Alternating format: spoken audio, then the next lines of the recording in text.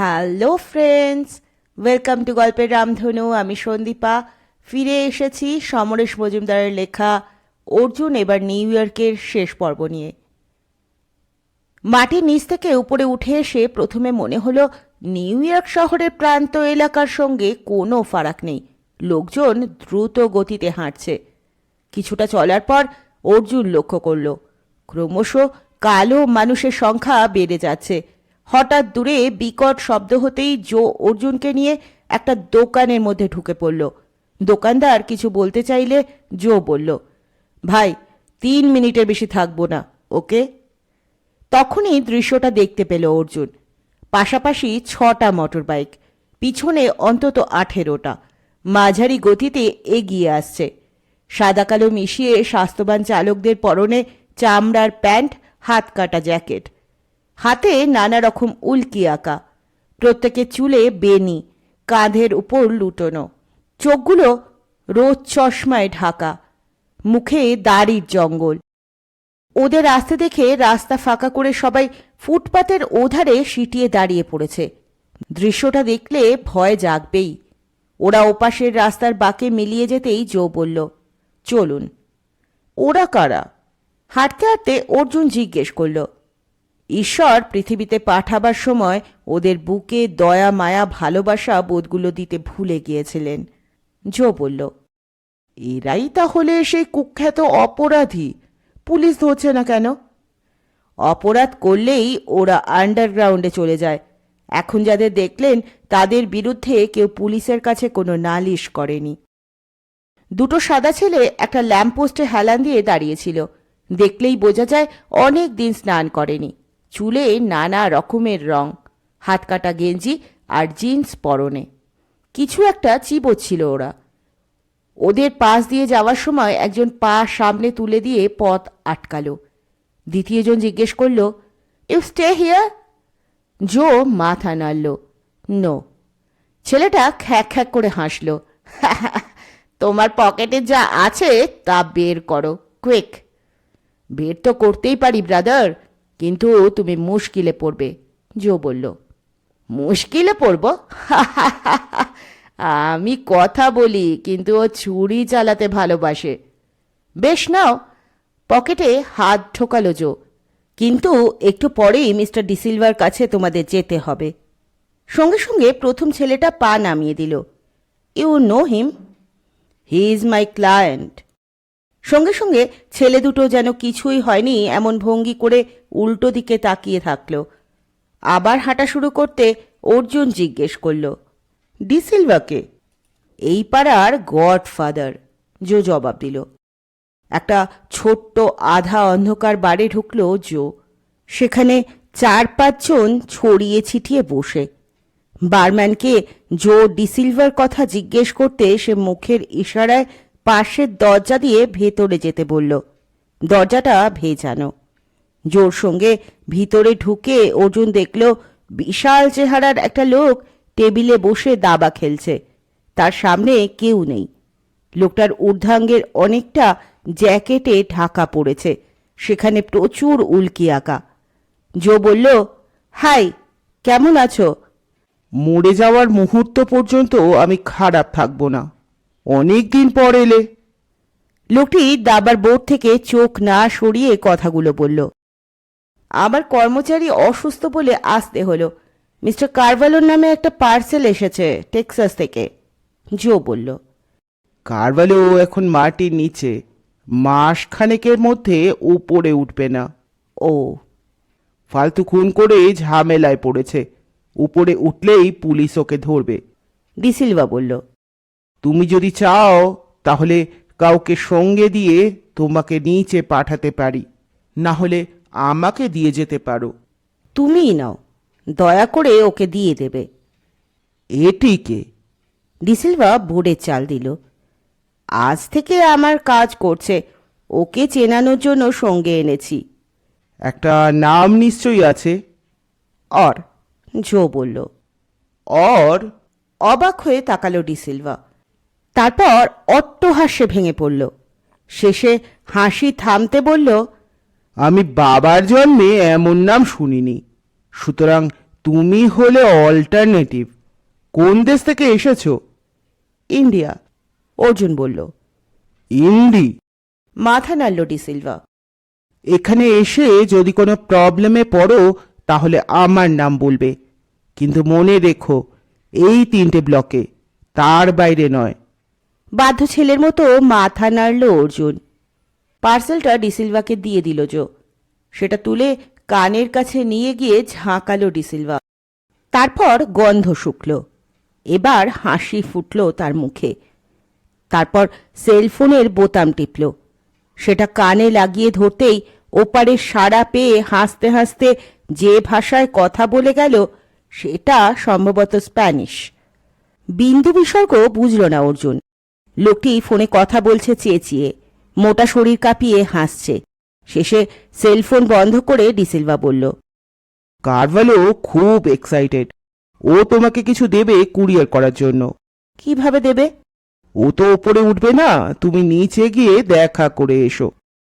আমাকে নিচে যেতে হবে? জোয়ের মুখ শুকিয়ে গেল। তুমি তো এর আগে নিচে নেমেছ। হ্যাঁ, কিন্তু মিস্টার ডিসিলভা, ওখানে না গেলেই খুশি হব। এই সময় একটা বাইকের আওয়াজ বাইরের রাস্তায় থামল। তারপর দরজায় শব্দ হলো। একটা লোক মাথা গলিয়ে বলল, বেন দেখা করতে চাইছে। পাঠিয়ে দাও, কিন্তু তুমি ওর পেছনে থেকো। ডিসিলভা বলল। তারপরই যে ছেলেটি ঢুকলো তাকে পাঙ্ক ছাড়া কিছু মনে হয় না। চুল রঙিন এবং মাথার উপরে খাড়া হয়ে আছে। হাতে গলায় উল্কি, পরনে বারমুডা আর হাত কাটা জ্যাকেট। মুখের চেহারা নির্বিকার, উল্কিগুলো সাপের। বেন বলল, কারভালো ফোনে বলল আপনার সঙ্গে দেখা করতে। আমি শুনছি তুমি নাকি প্রায় ব্রঙ্কসের বাইরে যাচ্ছ। প্রায় না, গতকাল গিয়েছিলাম। I don't like that. মনে থাকবে, কিন্তু শুধু আমার বেলায় এই নির্দেশ কেন? তুমি কি তোমার বন্ধুর কথা বলছো? ওকে আমি যেতে দিই, কারণ ওর যাওয়ার পিছনে সেন্টিমেন্টাল কারণ আছে। যাকে তুমি এই ভদ্রলোককে কারভালোর কাছে নিয়ে যাও। জো, ফলো হিম। ডিসিলভা বলল, আমি কি আপনার প্রাইভেট প্যাসেজ ব্যবহার করতে পারি? যদিও আমি পছন্দ করি না, তবু জো এর জন্য। হাত নাড়ল ডিসিলভা। জো অর্জুনকে অপেক্ষা করতে বলে বেনকে অনুসরণ করে ভিতরে চলে গেল। ডিসিলভা তার কর্মচারীকে বলল, অ্যাশকে বলবে বেনের উপর নজর রাখতে। ওর চাল চলন আমার ভালো লাগছে না। লোকটি বেরিয়ে গেলে অর্জুন বলল, আমি কি একটু বাইরে গিয়ে দাঁড়াতে পারি? নিশ্চয়ই, কিন্তু বেশি দূরে যাবেন না। ডিসিলভা আবার দাবার বোর্ডের সামনে গেল। অর্জুন বাইরে বেরিয়ে এলো। আকাশে হঠাৎই মেঘ জমেছে। ছায়া ছায়া হয়ে আছে সামনের পথ। হঠাৎ চিৎকার কানে এলো। একটা লোক প্রাণ ভয়ে দৌড়ে যাচ্ছে, আর তার পিছনে ছুটছে 3টে ছেলে। বীভৎস চিৎকার করছে ছেলেগুলো। একটা পুলিশের গাড়ি দ্রুত সেদিকে যেতে আচমকা চিৎকার থেমে গেল। ছেলে 3টে পাশের বাড়িগুলোর খাঁজে উধাও। পুলিশ লোকটিকে জিজ্ঞেস করে গাড়িতে তুলে চলে গেল। অর্থাৎ জায়গাটা মোটেই নিরাপদ নয়। দুপাশের ফুটপাতে যে সমস্ত মানুষ চলাফেরা করছে তাদের দেখেই কিন্তু অপরাধী বলে মনে হলো না। নিতান্তই সাংসারিক মানুষ। এই সব কাণ্ডের মধ্যেও এরা এখানে আছে। অদ্ভুত ব্যাপার। হঠাৎ ফুটপাতের গায়ে দাঁড় করানো মোটর বাইকের ওপর নজর পড়ল অর্জুনের। ঝকঝকে বাইক, দেখতে বেশ সুন্দর। সে সামনে গিয়ে চাকার দিকে তাকাতেই কিরকম অস্বস্তি এলো মনে। টায়ারের ওপর যে ডিজাইনটা রয়েছে তা যেন সে আগেও দেখেছে। বাইকের পিছনের রাস্তায় কাদার উপরে যে ছাপটা পড়েছে তা দেখা মাত্র অর্জুন বুঝতে পারল মিস্টার ব্রাউনের বাড়ির গায়ে এই রকম চাকার ছাপ সে দেখেছিল। তার মানে অবশ্য এই নয় যে ওখানেও একই বাইক গিয়েছিল। একই কোম্পানির চাকা অনেক বাইকে থাকাই স্বাভাবিক। অর্জুন দেখল আর একটা মোটর বাইক তার সামনে এসে দাঁড়ালো। এই ছেলেটির গায়ে ফ্যাকাশে জিন্স আর টি শার্ট। বেশ শক্তপোক্ত চেহারার বাইক থেকে নেমে ছেলেটি আগের বাইককে দেখল। ঠিক তখনই ডিসিলভা এসে দাঁড়ালো দরজায়। এখানে কি দরকার? ডিসিলভার কোমরে হাত। পুলিশ আমাকে খুঁজছে। ওরা আমার বিরুদ্ধে মার্ডার চার্জ এনেছে। ছেলেটি নার্ভাস। কেন? আমি জানি না, আমার মা নাকি হাসপাতালে। ওরা মনে করছে আমি নাকি তাকে ছুরি মেরেছি। ঈশ্বরের দিব্যি, আমি আমার মাকে কখনোই তা করতে পারি না। কে বলল তোমাকে? থানা থেকে খবরটা এসেছে। আমি আমাদের এলাকার হাসপাতালে ফোন করে জেনেছি মাকে কাল রাতে ভর্তি করা হয়েছে। মিস্টার ডিসিলভা, আপনি আমাকে বাঁচান প্লিজ। আমি আমার মাকে স্পর্শ পর্যন্ত করিনি, ছেলেটি বলল। তুমি তো কাল বাড়ি গিয়েছিলে। হ্যাঁ, কেউ সাড়া দেয়নি, দরজা খোলেনি, আমি চলে এসেছিলাম। তাহলে কে ছুরি মেরেছে? আমি জানি না। ঠিক আছে, তুমি ড্যানিয়েলের কাছে চলে যাও, আমি বলে দিচ্ছি। থ্যাংক ইউ, থ্যাংক ইউ বলে ছেলেটি বাইক নিয়ে বেরিয়ে গেল। ডিসিলভা অর্জুনের দিকে তাকিয়ে হাসল। খুব সুন্দর জায়গা না? বেশ পিসফুল। এই সময় বেন আর জো বেরিয়ে এলো। বেন বলল, আমি কি যেতে পারি? শিওর। ডিসিলভা বলল। সে বাইক নিয়ে চলে যেতে জো বলল, আমার কাজ হয়ে গিয়েছে, তোমাকে অনেক ধন্যবাদ মিস্টার ডিসিলভা। ডিসিলভা বলল, নেক্সট টাইম তোমার আসার দরকার নেই, অরকে পাঠিয়ে দিও। Have a nice day. বলে ভিতরে চলে গেল লোকটি। দ্রুত হেঁটে ওরা টিউব স্টেশনে পৌঁছে গেল। ট্রেনে উঠে জো জিজ্ঞেস করল, কেমন দেখলেন? দেখার ইচ্ছে নিশ্চয় পূরণ হয়েছে।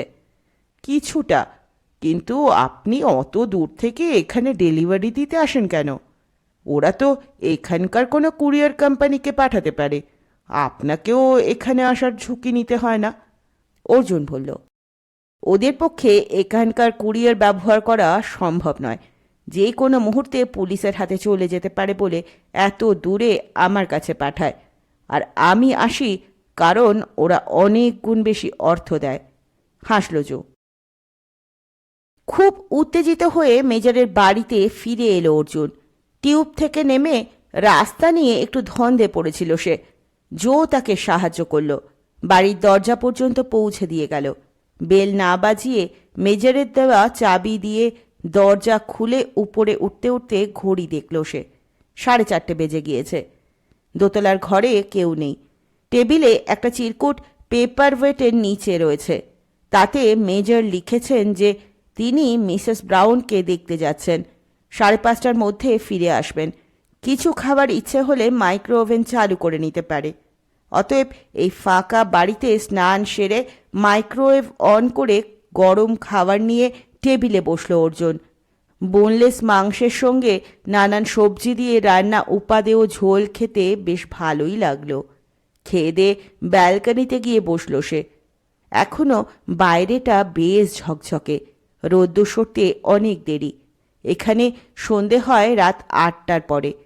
কাঠবিড়ালিগুলো একইভাবে লাফালাফি করে চলেছে। জিম ব্রাউনের ছেলের সঙ্গে ওইভাবে দেখা হয়ে যাবে ভাবেনি অর্জুন। আচ্ছা, এটাকে কি কাকতালীয় বলে? তা কেন, ছেলেটি যে ব্রঙ্কসে থাকে তা তো সে আগেই শুনেছিল। হ্যাঁ, জোয়ের সঙ্গে ডিসিলভার কাছে না গেলে নিশ্চয়ই ওর দেখা পাওয়া যেত না। ছেলেটির পোশাক চালচলনে রুক্ষভাব থাকলেও কথা বলার সময় বোঝা যাচ্ছিল ওর মধ্যে নরম ভাবও রয়েছে। মুখের গড়ন অবশ্য মিস্টার ব্রাউনের মতো নয়। পুলিশ ওকে আততায়ী বলে ভাবছে। মিস্টার ব্রাউন যদি স্টেটমেন্ট দেন তাহলে সেটা ভাবাই স্বাভাবিক, কিন্তু মিসেস ব্রাউন কথা বলতে পারলে পুলিশের ধারণা অবশ্যই বদলাবে। একটা ব্যাপারে নিশ্চিত হওয়া গেল, ডিসিলভাকে ধরলে ওই ছেলেটির কাছে পৌঁছানো যাবে। একটা গাড়ি এসে দাঁড়ালো রাস্তা ছেড়ে বাড়ির সামনে। ন্যাড়ামাথা গোলগাল এক ভদ্রলোক গাড়ি থেকে নেমে উপরের দিকে তাকিয়ে হাতের ইশারা করলেন। অর্জুন জিজ্ঞেস করল, কার খোঁজ করছেন? এখন বাড়িতে আমি একা। চাবি নিয়ে যেতে ভুলে গিয়েছি, দয়া করে দরজাটা খোলো। মেজরের গলা শুনে চমকে উঠল অর্জুন। ইনি এতকালের চেনা মেজর? নিজের চোখকে বিশ্বাস করতে ইচ্ছে হচ্ছিল না। দৌড়ে নিচে নেমে সে চিৎকার করল, এ কি করেছেন? কেন? শ্রাদ্ধ করলে মাথার চুল আর দাড়ি কামাতে হয়, হয় না? আপনি সত্যি সত্যি নিজের শ্রাদ্ধ করে এলেন? সেটা দুপুরে। এখন আমি ফ্রি ম্যান, মুক্ত পুরুষ। মেজর হাসলেন। এখন আমি নো ম্যানস ল্যান্ডে রয়েছি বলে ভাবতে পারো। নো ম্যানস ল্যান্ড মানে? দুটো দেশের সীমানা যেখানে শেষ হয় সেখানে কিছুটা খালি জায়গা রাখা হয়, সেই জায়গাটাকে নো ম্যানস ল্যান্ড বলা হয়। আমি সংসার জীবন থেকে ছুটি নিয়েছি, আবার পরলোকে যেতে দেরি হচ্ছে বলে এই নো ম্যানস ল্যান্ডে দাঁড়িয়ে আছি। আপনার কি মাথা খারাপ হয়ে গিয়েছে? অতিরিক্ত সুস্থ আছে। এখন এই বাড়ি, আসবাব, এমনকি এই শরীর দেখে মনে হচ্ছে এসব আমার নয়, কোনো পিছুটার নেই। আহা, কি যে আনন্দ হচ্ছে! তাহলে শহরে আছেন কেন? পাহাড়ের নির্জনে চলে যাওয়াই তো ভালো ছিল। পাহাড়ে নির্জনতা আছে এ কথা তোমাকে কে বলল? শহরে থেকেই আমি আমার চারপাশে নির্জনতা তৈরি করতে পারি।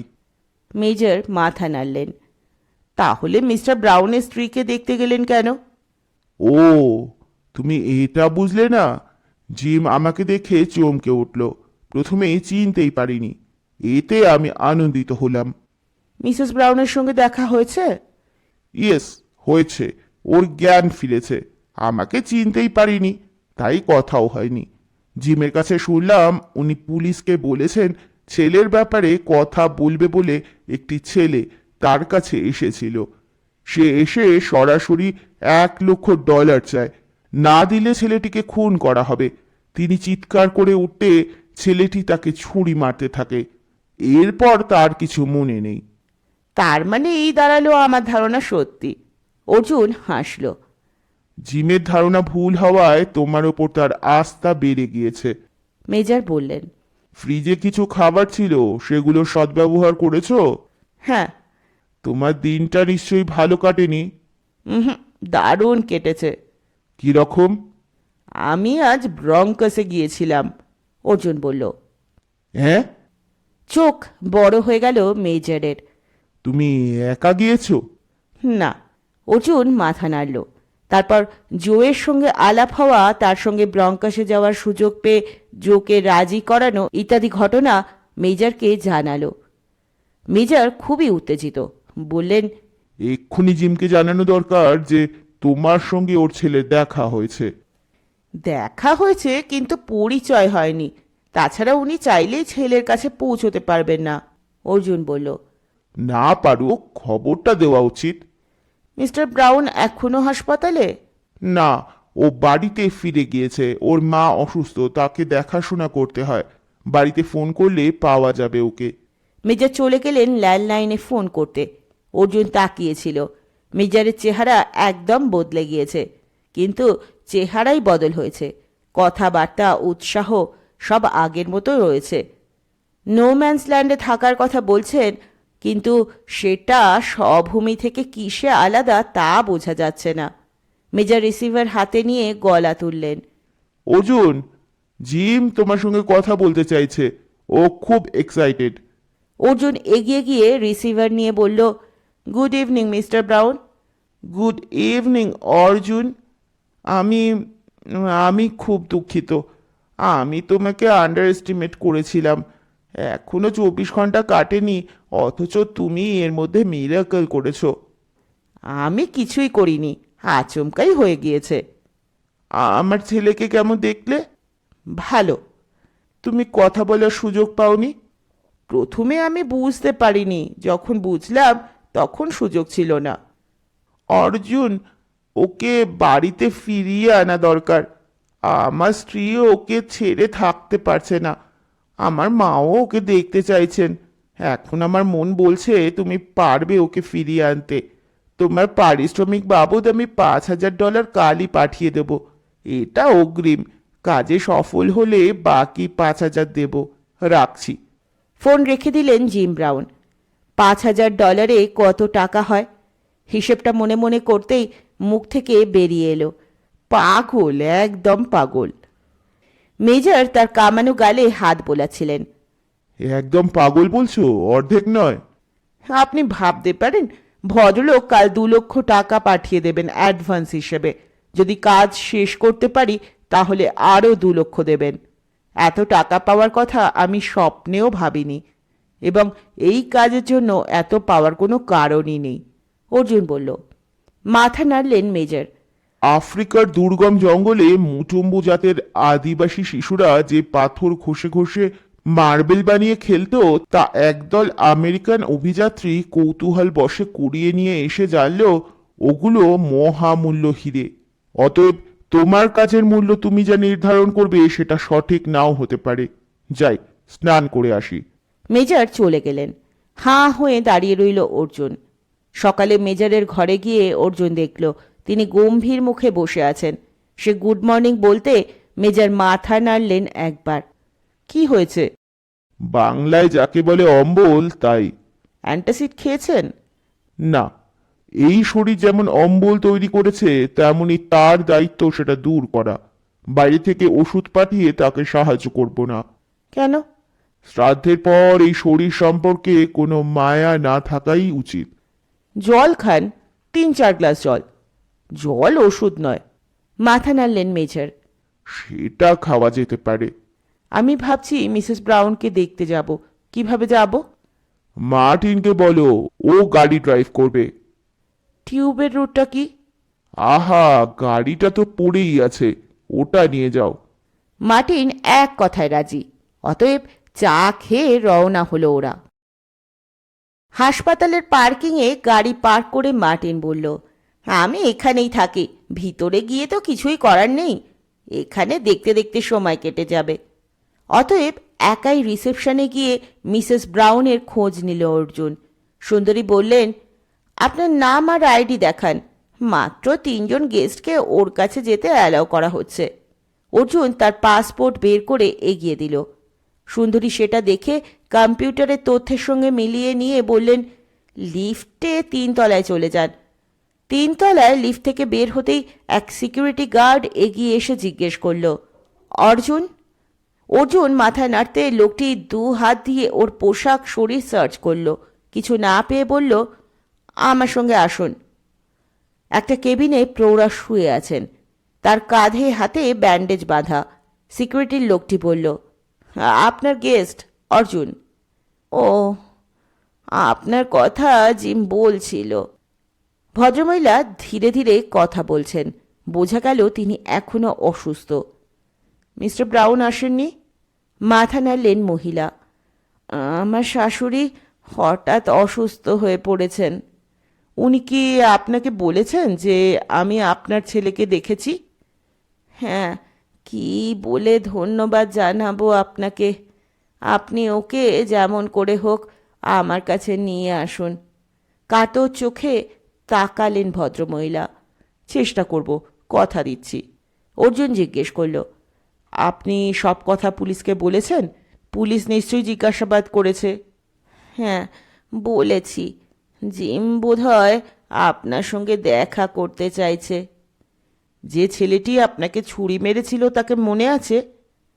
মাথায় খাড়া হয়ে থাকা রঙিন চুল, হাত কাটা জ্যাকেট, হাতে সাপের উল্কি, বেশি বয়স নয়।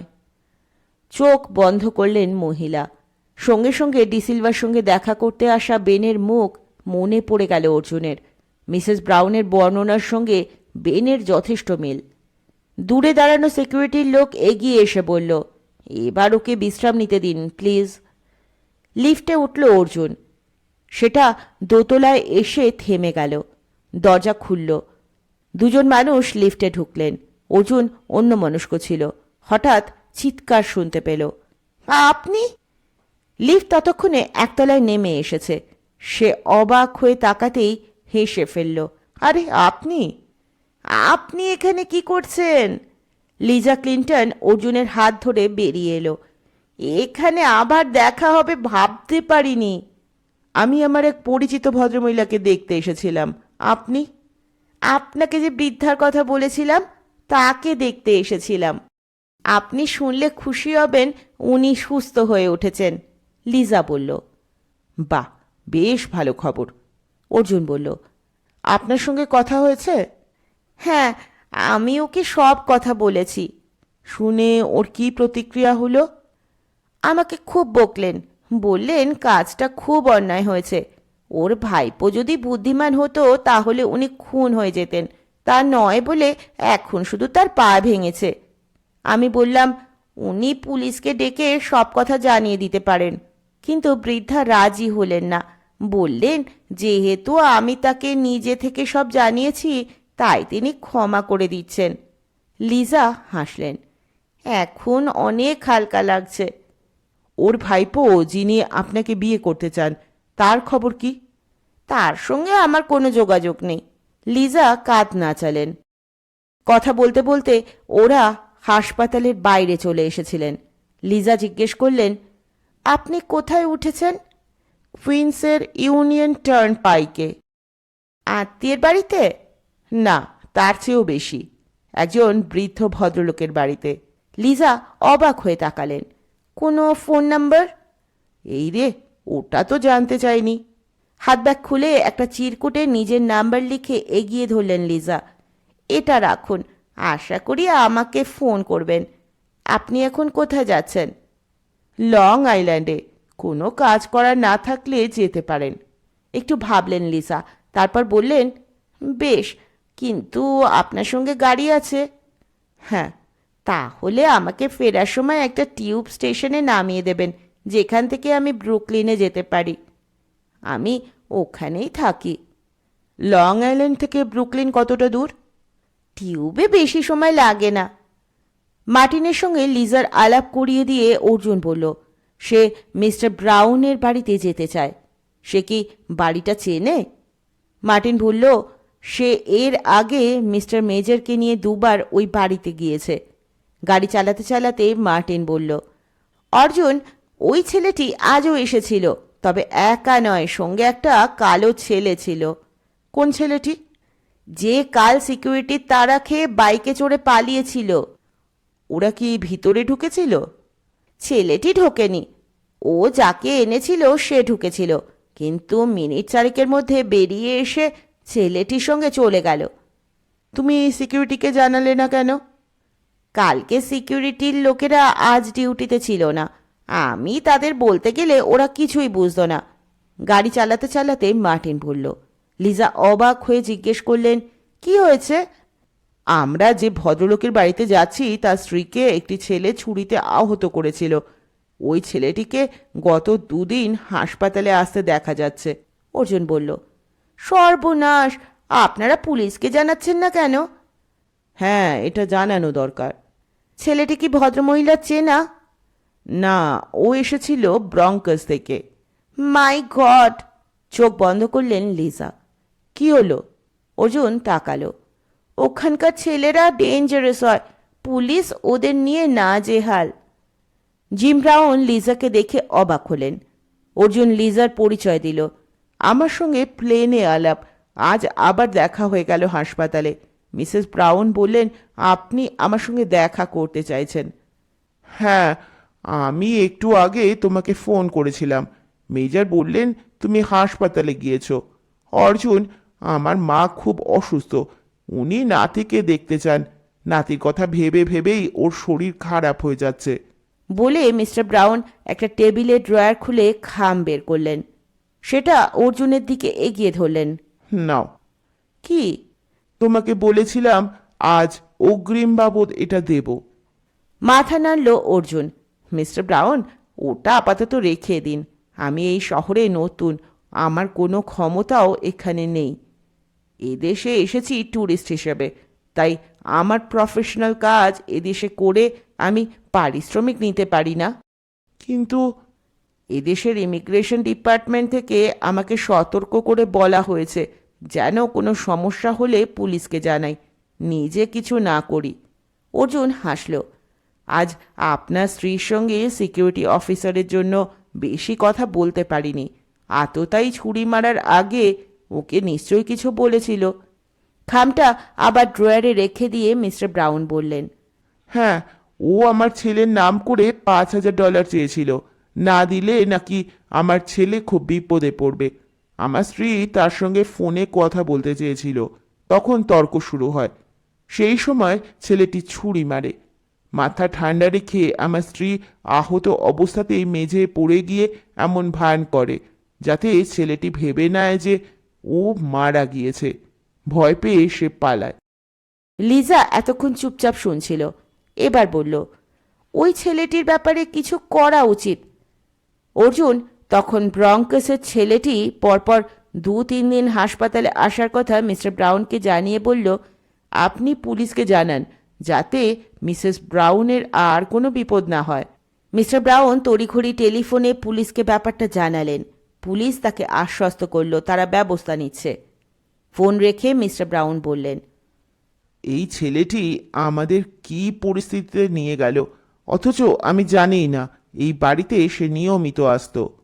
রাতে আমি যখন ঘুমিয়ে থাকতাম তখন আমার স্ত্রী তাকে দরজা খুলে দিত। আমার মাও তার নাতিকে প্রশ্রয় দিয়েছেন, তার জন্যই আমার স্ত্রী ছেলেটিকে বাড়িতে ঢুকতে দিত, অথচ এসবের বিন্দু বিসর্গ আমি জানতাম না। ওরা মানে আপনার স্ত্রী এবং মা ওকে সুস্থ জীবনে ফিরিয়ে আনেননি কেন? নিশ্চয় চেষ্টা করেছেন, কিন্তু সফল হননি। সব প্রাণী কি পোষ মানে? মিস্টার ব্রাউন বললেন। কিন্তু পুলিশ যেই জেনেছে যে আমার ছেলে আততায়ী নয়, অমনি তার সম্পর্কে ওদের আর কৌতূহল নেই। ওরা খুঁজে বের করবে কে আততায়ী। আততায়ী যে ব্রঙ্কসের ছেলে তা কি ওরা জানে? না, আমি বলতে পারিনি। তুমি ওকে ব্রঙ্কসে দেখেছ, তাহলে পুলিশ জানতে চাইবে তুমি কে এবং কেন ব্রঙ্কসে গিয়েছিলে। তোমাকে নিয়ে পুলিশ টানা হ্যাচড়া করত। এটা শুরু হলে তোমার কাছ থেকে আমি কোনো সাহায্য পেতাম না। আততায়ীর চেহারার বর্ণনা দেওয়া হয়েছে, মোটর বাইক ব্যবহার করে সে। এবার পুলিশ তাকে খুঁজে বের করুক। মিস্টার ব্রাউন বললেন। মাথা নাড়ল অর্জুন। আপনার মায়ের সঙ্গে দেখা করতে পারি? ওর শরীর খুব খারাপ, কথা বলতে পারবেন বলে মনে হয় না। তবু।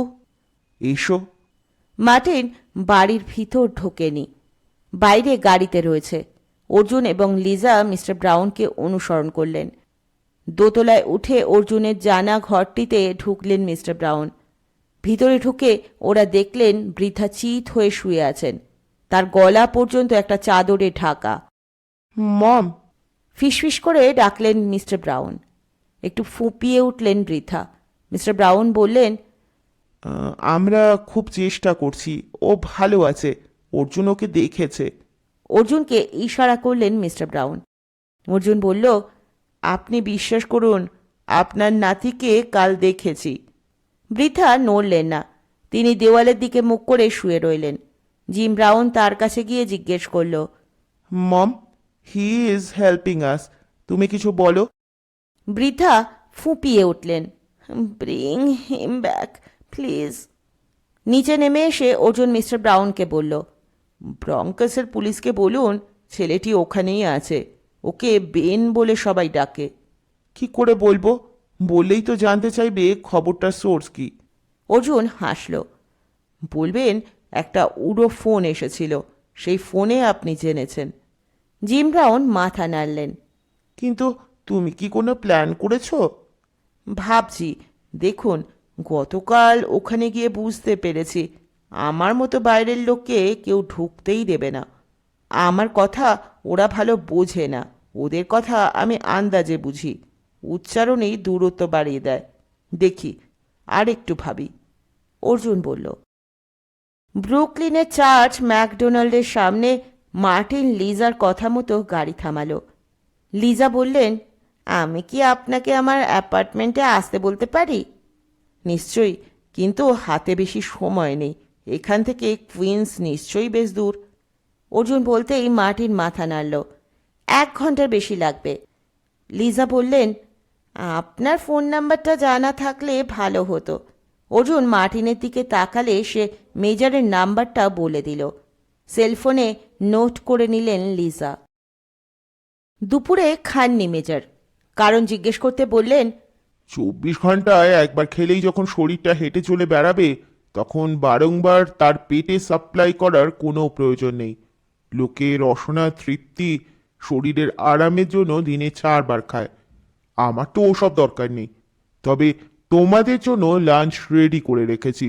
বাসমতি চাল, মুগের ডাল, বেগুন ভাজা, মৌরলা মাছের ঝাল আর কচি খাসির মাংসের ঝোল।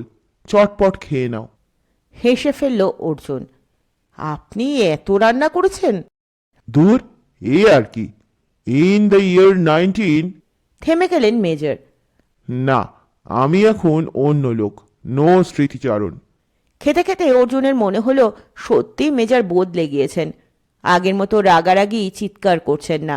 সবচেয়ে যেটা লক্ষণীয়, অর্জুন কোনো অভিযানে যাচ্ছে আর মেজর সেখানে থেকেও সঙ্গী হচ্ছেন না।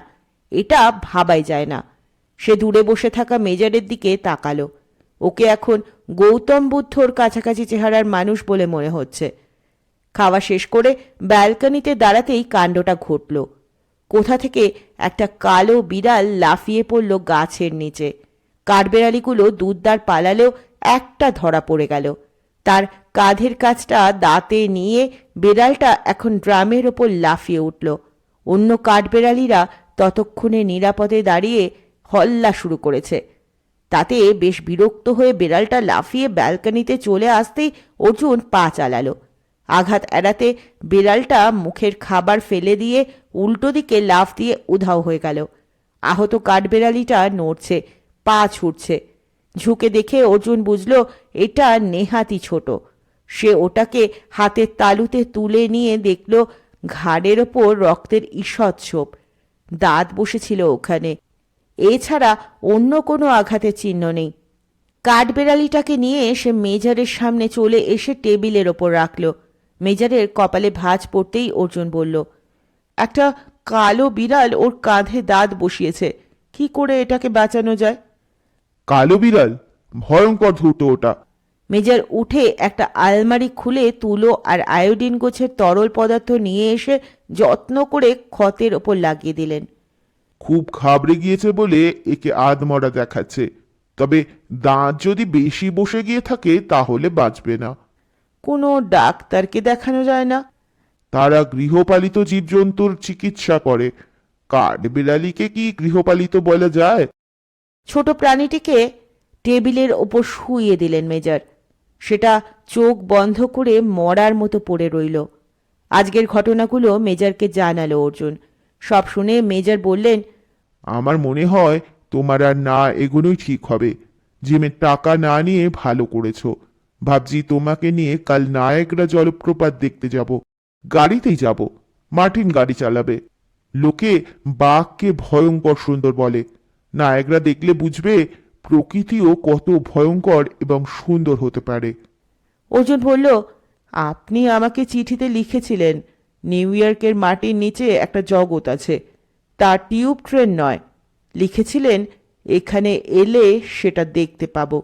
ব্রঙ্কাসে গিয়ে বুঝলাম ওখানকার মাটির নিচে কিছু মানুষ থাকে।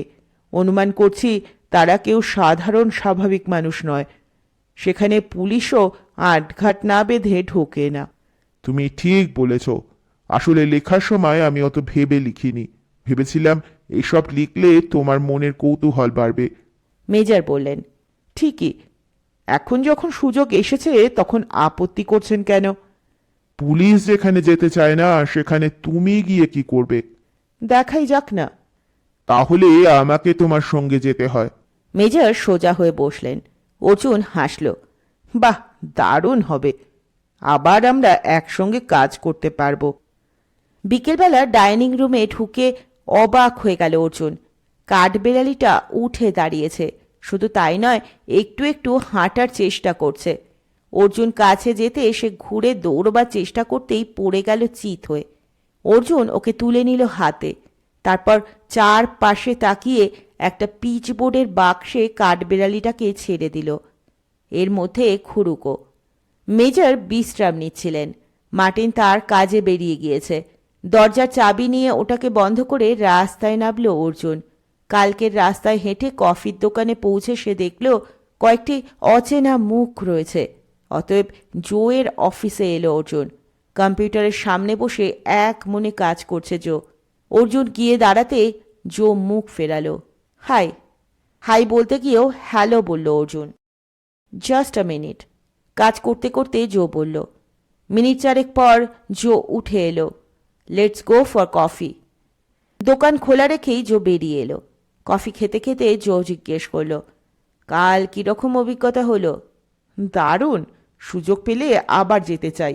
অর্জুন বলল, আপনার মতলবটা কি বলুন তো? মতলব? ওসব জায়গায় যেতে বললে লোকের বুক হিম হয়ে যায়, আর আপনি আবার যেতে চাইছেন। ব্যাপারটা কি খুলে বলুন। অর্জুন হাত তুলল।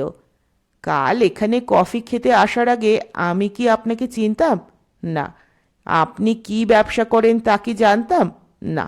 আপনাকে যে ব্রঙ্কসে পার্সেল ডেলিভারি করতে যেতে হবে সেটাও জানা ছিল? না। আমার যদি ওখানে যাওয়ার পিছনে কোনো মতলব থাকতো তাহলে আমি কেন এখানে আসব? অন্য কোনোভাবে চেষ্টা করতাম, তাই না? মাথা নাড়ল জো। তা অবশ্য ঠিক, কিন্তু যেখানে গেলে প্রাণ হাতে নিয়ে চলতে হয় সেখানে আপনি যেতে চাইছেন কেন?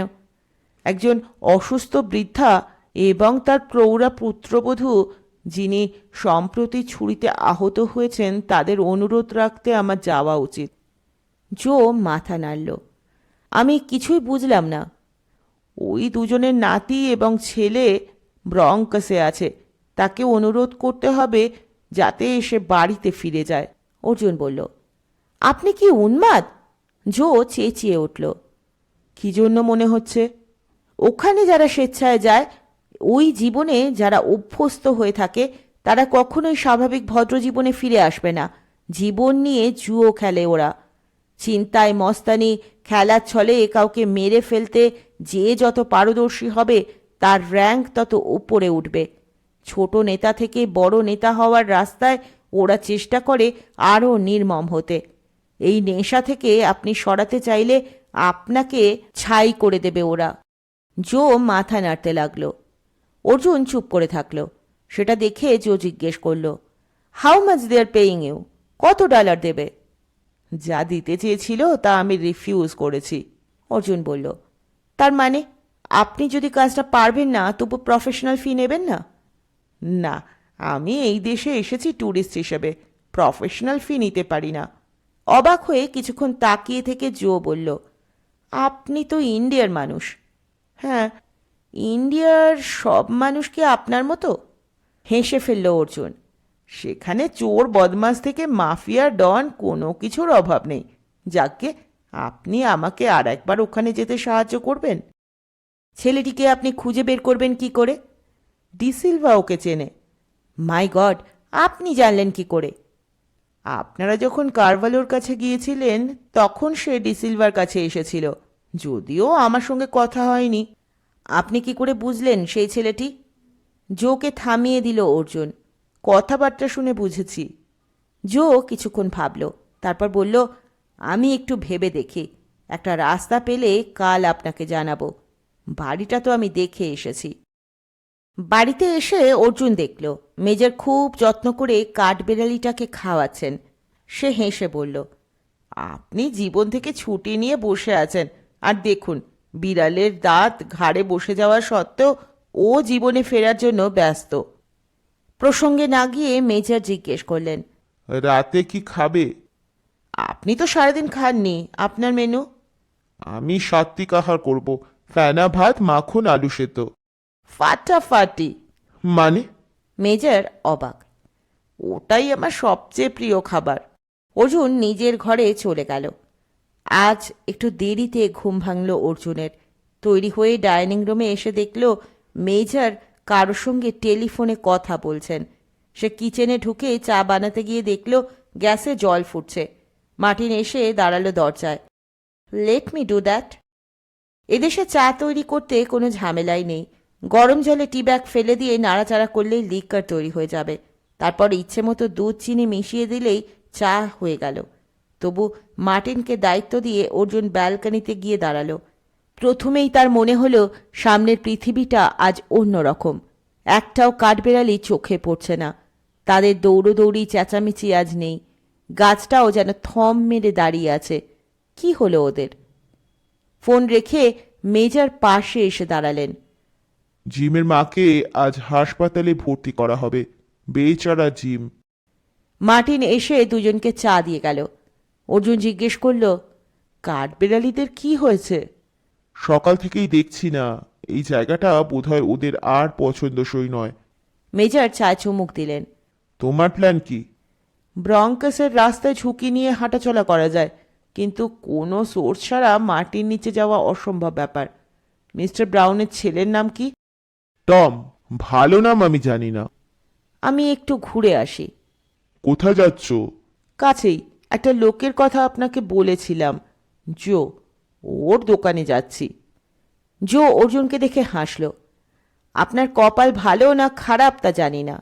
কেন? সেদিন কারভালোর দেওয়া এনভেলপ টেক্সাসে পাঠিয়ে দিয়েছিলাম। আজ ভোরে সেখান থেকে আর একটা প্যাকেট এসেছে, যেটা ওকে দিতে হবে। অর্জুন হাসল। বাহ, ভালো খবর। তাহলে কপাল খারাপ বলছেন কেন? জায়গাটার নাম ব্রঙ্কস, তাই। আপনি কখন যাচ্ছেন? এখন প্রচুর কাজ, দুপুরে যাব, এবং এই শেষবার। কারভালোকে বলে দেব। আর আমার পক্ষে ব্রঙ্কসে যাওয়া সম্ভব নয়। জো বলল। একটু ইতস্তত করে অর্জুন বলল, একটা অনুরোধ করতে পারি? জো তাকালো। অর্জুন বলল, ব্রঙ্কসে গিয়ে ডিসিলভার কাছে পৌঁছলে তো কারভালোর হদিশ পাওয়া যাবে। যদি আমি প্যাকেটটাকে এখন পৌঁছে দিই। আপনি? জো হতভম্ব। আমি পারবো। আপনি খুন হয়ে যেতে পারেন। জো মাথা নাড়ল। সেটা আপনি গেলেও হতে পারে। একটু ভাবল জো।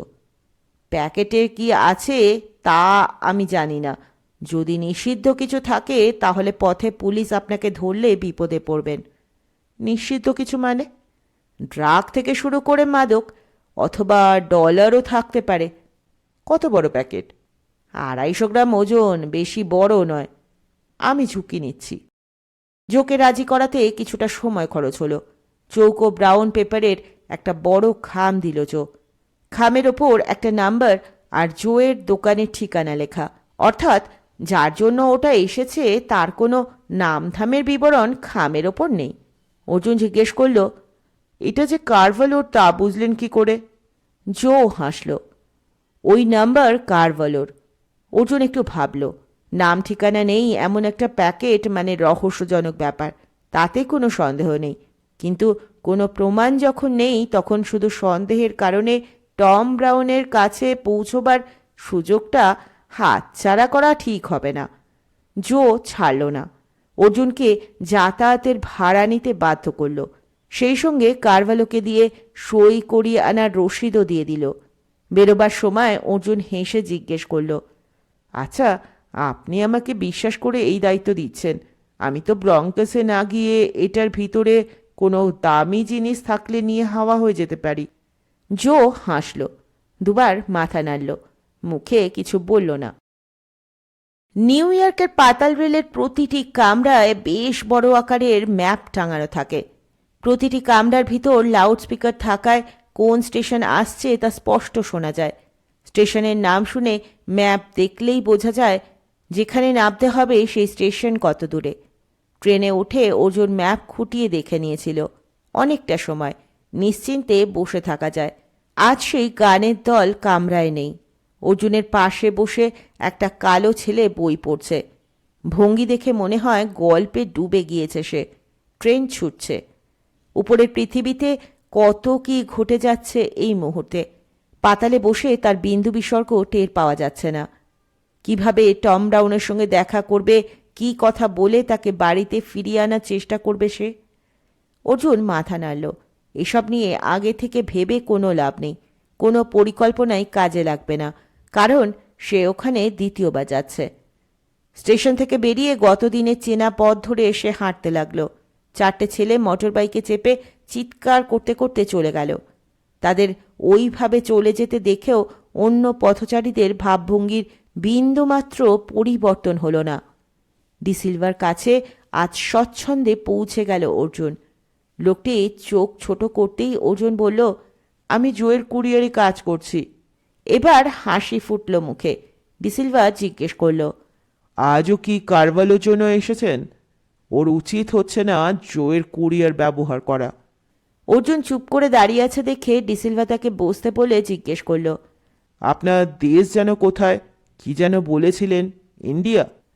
হ্যাঁ, ইন্ডিয়া। দেশটা কোথায়? আফ্রিকায়? না, এশিয়ায়।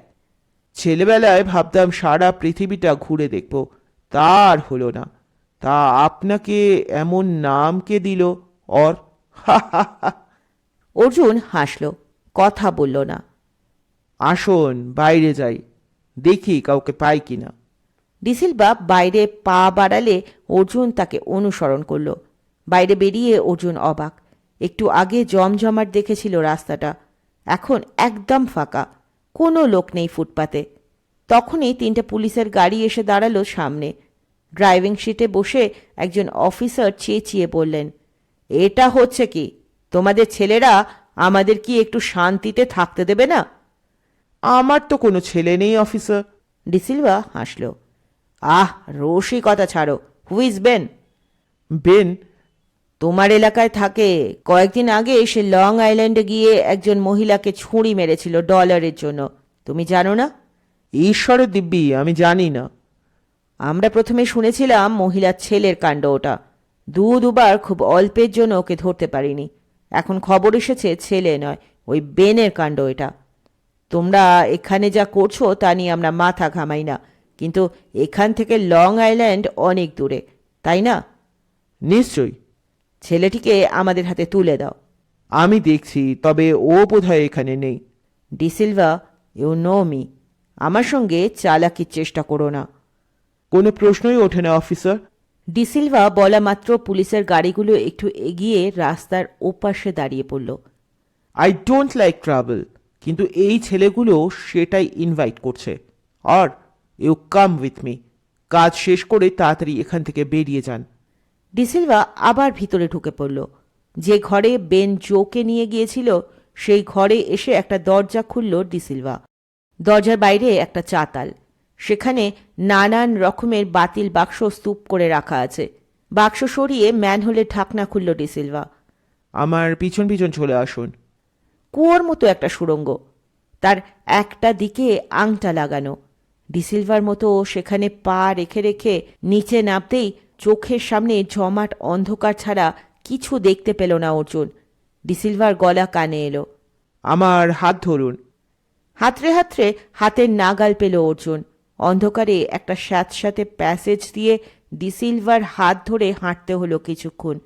ধীরে ধীরে অন্ধকার পাতলা হয়ে এলো।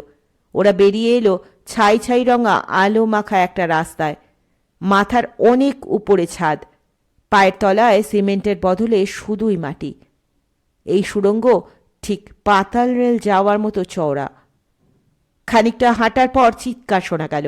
বাঘ ঘুরতেই অদ্ভুত দৃশ্য দেখতে পেল অর্জুন। সুড়ঙ্গের দুপাশে যেন সংসার পেতে বসে আছে লোকজন। খাটিয়া থেকে আরম্ভ করে রান্নার গ্যাস কি নেই। বিভৎস চেহারার পুরুষদের পাশাপাশি মহিলাও আছে। তাদের ভাবভঙ্গি দেখে মনে হচ্ছে সভ্যতার ধার ধারে না। চিৎকার করছে যে ছেলেটি, তার হাতে একটা রিভলভার। তাকে ঘিরে যারা দাঁড়িয়ে তারা যেন বেশ মজা পেয়েছে। অর্জুন লক্ষ্য করল পুরুষদের বেশিরভাগই দাড়িওয়ালা। ডিসিলভাকে দেখে ছেলেটি চিৎকার করতে করতে অদ্ভুত উচ্চারণে কিছু বলতে যেতেই সপাটে চড় খেয়ে মাটিতে পড়ে গেল। ওর হাত থেকে রিভলভার কেড়ে নিয়ে ডিসিলভা বলল, এখানে যে অশান্তি করবে তার জিপ উপড়ে ফেলা হবে। লোকটি কেঁদে ফেলল। আমার $250 চুরি হয়ে গিয়েছে। ঠিক করে রাখিসনি কেন? আমি ঘুমোচ্ছিলাম, এরা সবাই দেখেছে, কিন্তু কেউ বলছে না। ছেলেটি কথাগুলো বলা মাত্র লোকগুলো যেন কিছু শোনেনি এমন ভঙ্গি করে যে যার জায়গায় চলে গেল। রিভলভার থেকে গুলি বের করে পকেট থেকে যন্ত্রটা ফেরত দিয়ে ডিসিলভা জিজ্ঞেস করল, কাকে সন্দেহ করছিস? ছেলেটি কাঁধ নাচালো। অর্জুন বুঝতে পারছিল মাটির নিচে এই সুড়ঙ্গে ডিসিলভার কথার উপর কেউ কথা বলে না। অর্থাৎ উপরের 3টি ব্লকের মধ্যে ওর কর্তৃত্ব। অন্য ব্লকগুলোয় নিশ্চয়ই ওর মতো অনেক ডন আছে। দেখলে মনে হবে রাস্তার দুপাশের ফুটপাতে ভিখিরিরা বাসা বেঁধেছে, কিন্তু সেখানে এত দামি টিভি চলছে যা অর্জুন কখনো দেখেনি। খানিকটা যাওয়ার পর একটা লোক এগিয়ে এলো। কি ব্যাপার, তুমি হঠাৎ? বাধ্য হয়ে আসতে হলো। বেন কোথায়? ডিসিলভা জিজ্ঞেস করল। কোথাও লুকিয়ে আছে। টম ওকে খুন করবে বলে খুঁজে বেড়াচ্ছে। বেচারা বেন পুলিশের ভয়ে উপরেও যেতে পারছে না। ডিসিলভা ওদের পরিচয় করিয়ে দিল। তোমার প্যাকেট এসেছে। ও জোয়ের কর্মচারী, নিয়ে যাও। সই করে প্যাকেট নিল কারভালো। একটানে মুখ ছিঁড়ে ভিতর থেকে পলিথিনে মোড়া আর একটা প্যাকেট বের করে পকেটে ঢোকালো। আমার মনে হয় জোয়ের কুরিয়ার এবার ছেড়ে দাও। পুলিশ নিশ্চয়ই নজর রাখছে। নেক্সট টাইম জো ধরা পড়ে যেতে পারে। ডিসিলভা বলল, হ্যাঁ, আমিও ভাবছিলাম ওকে কিছুদিন ব্যবহার করব না। টম কোথায়? বাড়াবাড়ি করছে, আটকে রেখেছি। চলো দেখি। নিঃশব্দে অর্জুন ওদের অনুসরণ করলো। সুড়ঙ্গ থেকে আর একটা সুড়ঙ্গ, তার দরজা বন্ধ। কারভালো সেটা খুলতেই টম ব্রাউন দৌড়ে এসে চিৎকার করলো, আমাকে আটকে রেখেছো কেন? বেনকে আমি খুন করবই। শান্ত গলায় ডিসিলভা জিজ্ঞেস করলো, কেন? ও আমার সঙ্গে বন্ধু হিসেবে মিশে সব কথা জেনেছিল। আমি বিশ্বাস করে সব বলেছিলাম। ও বলেছিল আমার বাবাকে একটু শাসিয়ে দেবে। বাবাকে আমি পছন্দ করি না, কিন্তু ও আমার মায়ের কাছে টাকা চেয়ে না পেয়ে ছুঁড়ি মেরেছে। I love my mother. শুধু তাই নয়, হাসপাতালে ও জনকে নিয়ে গিয়েছিল জবানবন্দি দেওয়ার আগে কি করে মাকে খুন করা যায় তার প্ল্যান করতে। টম চিৎকার করে বলল। ডিসিলভা কারভালোকে বলল, তোমার সঙ্গে একটু আলাদা কথা বলবো। নিশ্চয়ই, চলো। আর আপনি একটু এখানে অপেক্ষা করুন। ডিসিলভাকে নিয়ে কারভালো চোখের আড়ালে চলে যাওয়া মাত্র অর্জুন বলল, hi Tom, who are you? আমি তোমার ভালো চাই। তোমার ঠাকুরমা খুব অসুস্থ। আমার ঠাকুরমাকে তুমি চিনলে কি করে? প্রশ্ন করো না। তোমাকে দেখতে না পেলে তিনি মারা যাবেন। তুমি গিয়ে ওর সঙ্গে দেখা করে এসো। অর্জুন বলল, অসম্ভব। উপরে উঠলেই পুলিশ আমাকে ধরবে। না, তোমার মা পুলিশকে বলেছেন বেন তাকে খুন করতে চেয়েছিল। তুমি ঠিক বলছো? চোখ ছোট করল টম। মিথ্যে বলছি না। তুমি বেনকে খুন করলে পুলিশ তোমাকে ছেড়ে দেবে না। কাজটা পুলিশকেই করতে দাও। কিন্তু আমার বাবা? মিস্টার ব্রাউন এখন খুব দুঃখিত। তিনিও চান তুমি ফিরে যাও। কিন্তু এসব তুমি জানলে কি করে? আমি মিস্টার মেজরের বাড়িতে আছি। তিনি তোমার বাবার বন্ধু। Mister major? That fatty Indian with alcohol? হ্যাঁ, তবে তিনি এখন ওসব ছেড়ে দিয়েছেন। আর হ্যাঁ, এইসব কথা যেন কাউকে বলো না, তাহলে আমি বিপদে পড়ব। কারভালো এবং ডিসিলভা ফিরে আসছে দেখে অর্জুন মুখ বন্ধ করল। ডিসিলভা বলল, লুক টম, বেন অন্যায় করেছে, তার শাস্তি পুলিশ বা তুমি দিতে পারো না। ওটা আমরাই দেব। কথাটা ভুলে গেলে বিপদে পড়বে। তোমাকে এখানে আটকে থাকতে হবে না। Well, or let's go back. যে পথ দিয়ে ওরা সুড়ঙ্গে ঢুকেছিল সেই পথ দিয়ে উপরে উঠে এলো। ডিসিলভা বলল, জোকে বলবেন যদি এখানকার কারো নামে কোনো পার্সেল আসে তাহলে আমাকে ফোন করতে। আপনাদের আর এখানে আসা ঠিক হবে না। জোকে রশিদ দিয়ে ডিসিলভার বক্তব্য জানিয়ে বাড়ি ফিরে এলো অর্জুন। তাকে দেখা মাত্র মেজর হাসলেন। আগে হলে আমি খুব রাগারাগি করতাম, এখন তো ওই জীবনে নেই, তাই কিছু বলছি না। অর্জুন বলল, আমি জোয়ের কাছে গিয়েছিলাম। জো আমাকে ব্রঙ্কাসে পাঠালো প্যাকেট ডেলিভারি করতে। আবার ব্রঙ্কসে গিয়েছিলে? আর আমি তৈরি হয়ে বসে আছি তোমার সঙ্গে অভিযানে যাব বলে। না হয় আমি বুড়ো হয়েছি, তাই বলে। এই সময় ফোন বেজে উঠতে মেজর কথা থামিয়ে উঠে গেলেন রিসিভার তুলতে। হ্যালো, মেজর বলছি। সে কি কি করে হলো? তাই নাকি? তবে দেখো, তুমি আমার উপর ভরসা করতে পারোনি ওকে দেখার পর। নিশ্চয়ই নিশ্চয়ই, যখন ইচ্ছে চলে এসো জিম। বাই। রিসিভার রেখে ঘুরে দাঁড়ালেন মেজর। ঠিক আগের মতো চিৎকার করে উঠলেন, তুমি তুমি একটা যাচ্ছে তাই, একদম যাচ্ছে তাই। মানে? অর্জুন অবাক। এগিয়ে এসে দু হাতে জড়িয়ে ধরলেন মেজর। Thank you. টম এইমাত্র তার বাড়িতে পৌঁছেছে। দে আর সো হ্যাপি। হ্যাঁ, আজ আমি চিকেন রান্না করব আবার। জিম বলেছে কাল গালা লাঞ্চ খাওয়াবে। চিকেন যখন খাবেন তখন দাড়িটাও রাখুন। হেসে অর্জুন বলল। অট্টহাস্যে ভেঙে পড়লেন মেজর। তুমি যাচ্ছে তাই রকমের ভালো।